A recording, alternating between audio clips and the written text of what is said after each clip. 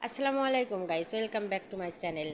আমি গতকাল যে রেসিপিটা দিছিলাম ব্রেকফাস্টের মানে নাস্তার জন্য বিকালে, তার প্রথমটা হচ্ছে আজকে দিচ্ছি রেসিপিটি। আশা করি পুরোটা দেখবেন। প্রথমে পেঁয়াজ আর রসুন কুচি করে রেখেছিলাম, সেগুলো দিয়ে দিচ্ছি। এগুলো যতক্ষণ পর্যন্ত কাঁচা ফ্লেভারটা চলে না যায় ততক্ষণ পর্যন্ত আমি ভেজে নিব। এই ধরেন 1 মিনিট 1.5 মিনিট মতো ভেজে নিলে হয়ে যাবে। এটা ভেজে নেওয়ার পরে ক্যাপসিকাম কুচি, মরিচ কুচি এগুলো সব দিয়ে দিচ্ছি। 2 পিস বোনলেস মাংস সিদ্ধ করে রেখেছি। ওখানে সিদ্ধ করার সময় গোলমরিচের গুঁড়া, আদার গুঁড়া আর দিয়ে দিয়েছি একটু সাদা ভিনেগার বা সিরকা। আমি মুরগি সিদ্ধ করার সময় একটু দিয়ে দিই, কারণ নাস্তাটা অনেক দিন পর্যন্ত ফ্রিজে থাকে। আপনারাও দিয়ে দিতে পারেন। এইভাবে হাত দিয়ে ঝুড়ো করে নিয়েছি, আপনারা কাঁটা চামচের সাহায্য করে নিতে পারেন, যার যেটা সুবিধা হয়। এবার মাংসগুলো দিয়ে দিচ্ছি।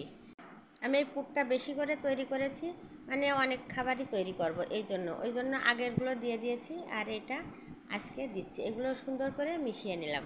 মিশানোর পরে এখানে আমি কিছু মশলা দিয়ে দিব। এখানে আছে মরিচ গুঁড়াটা আপনাদের স্বাদ মতো দিবেন। আর লবণ দিয়ে দিচ্ছি, এখানে দিয়েছি 2 টেবিল চামচ মতো সয়া সস। ধনিয়ার গুঁড়া দিচ্ছি, জিরার গুঁড়া দিচ্ছি আর একটু চাট মশলা।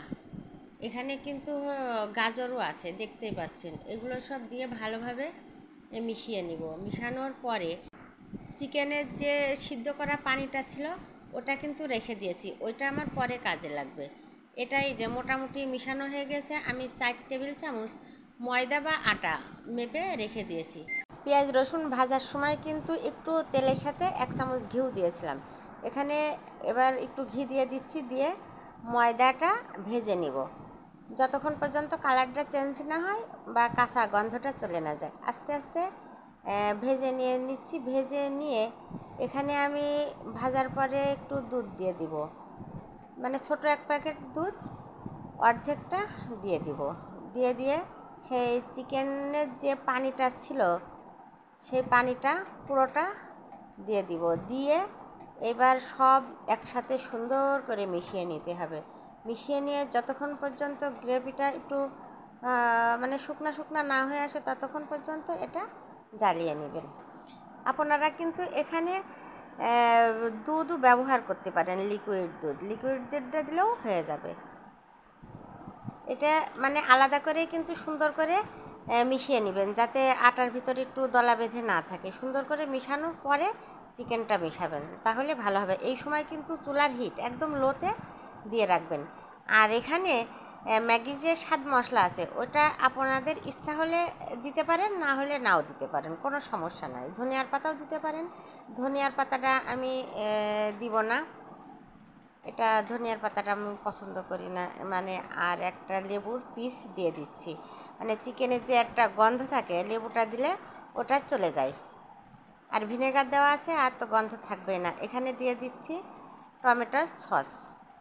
এই 3-4 টেবিল চামচ মতো হবে টমেটোর সস দিয়ে দিয়েছি। আমি এখানে আর একটু গোলমরিচের গুঁড়া দিয়ে দিলাম। এখানে সামান্য একটু অরিগানো দিয়ে দিলাম ফ্লেভারটা সুন্দর হওয়ার জন্য। আপনারা স্কিপও করতে পারেন।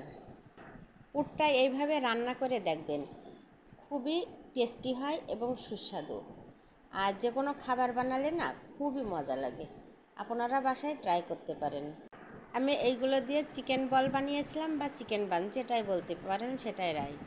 এই যে আমার পুরটার লুক দেখেন কত সুন্দর, দেখেই মনে হচ্ছে শুধুই খেয়ে ফেলি ভাত দিয়ে।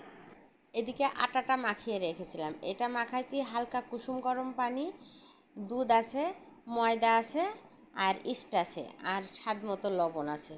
এটা দিয়ে মাখিয়ে রেখেছিলাম, রেখে তে পুরটা তৈরি করলাম। আপনাদের বলে দিলাম এটা হয়ে গেছে। এবার আমি এটা ভাগ করে নেব। ভাগ করে ছোট্ট ছোট্ট লেচি কেটে নিব।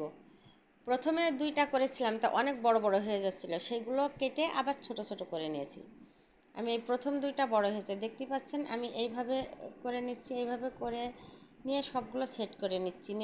এইভাবে হাতের তালুতে নিয়ে চ্যাপটা করে চিকেন পুরটা দিয়ে নিব। চিকেন পুরটা দিয়ে এইভাবে টেনে টেনে বলটা সেট করে যেই দিকে জোড়া থাকবে ওইটা নিচের দিকে করে রেখে দিবেন, তাহলে বলটা সেট হয়ে যাবে। আমি দুইটা তৈরি করে দেখিয়ে দিলাম। এভাবে আমি সবগুলো তৈরি করে নিয়েছি আর দুইটা ভেজে আপনাদের দেখাচ্ছি। আর এগুলো ভাজার জন্য ছোট্ট একটা ডিপ কড়াই রাখবেন, তাহলে ওর ভিতরে তেল দিলে মানে অনেক তেল দেওয়া যাবে আর সুন্দর ভাজা যাবে।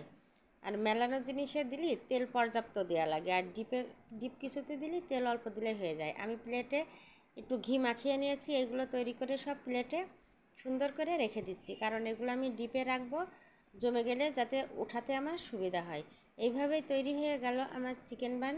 এই রেসিপিটি যদি আপনাদের ভালো লেগে থাকে প্লিজ ইউটিউব চ্যানেল থেকে যারা দেখবেন সাবস্ক্রাইব করে পাশে থাকবেন, আর ফেসবুক পেজটি লাইক ফলো শেয়ার করবেন। হ্যাঁ, আবারও বলছি, এই নাস্তার রেসিপিগুলো আপনারা যদি নিতে চান তাহলে আমাকে অবশ্যই ইনবক্স করবেন।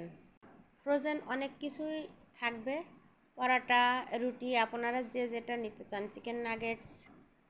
এই তেলটা কিন্তু বেশি গরম হওয়া যাবে না, হালকা একটু গরম হলেই দিয়ে দিবেন, দিয়ে নিজের পছন্দের কালার মতো করে ভেজে নেবেন। এই যেটা জোড়ার পিঠ ওইটা কিন্তু নিচের দিকে দিয়ে ভাজবেন, আর পাশ থেকে একটু তেল উপরে ছিটিয়ে দিবেন, তাহলে জিনিসটা খুব ফুলে ডাবল হয়ে যাবে। আর এইগুলো আমি ফ্রিজে রেখে দিব। 1 ঘন্টা পরে আমি বক্স অথবা পলিথিনে পুরে সুন্দর করে আটকিয়ে গিট্টু দিয়ে রেখে দিতে হবে। আর এটা দেখতেই পাচ্ছেন ফুলে উঠছে, এটা ফুলে কিন্তু বালিশের মতো হয়ে যাবে দেখেন। আর এটা কিন্তু খেতে খুব দারুণ হয়েছিল। আর এই যে পুর ছিল সেটা দিয়ে আপনাদের কালকে রেসিপিটা দিয়ে দিয়েছি। এই ধরনের রেসিপিগুলো পেতে আমার সাথেই থাকুন। আল্লাহ হাফেজ।